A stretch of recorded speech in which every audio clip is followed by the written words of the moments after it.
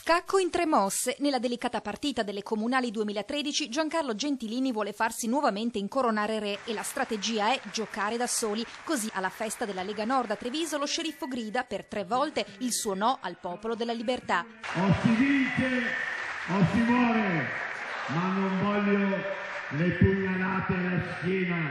Ecco perché dico che se dovessi diventare sindaco io non voglio compagni di viaggio. Come possiamo credere anche nella prossima amministrazione di Treviso nel PDL? È come la balena bianca, 5-6 correnti.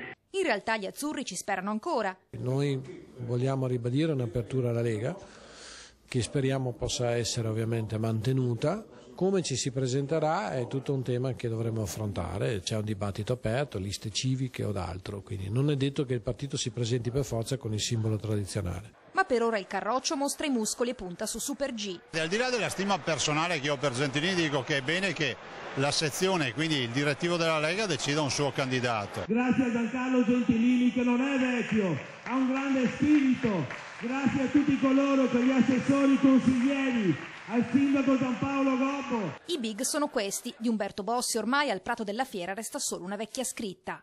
Non voglio più Lega di diamanti, di denari in Tanzania, di trotte debisate, non voglio più sentir parlare.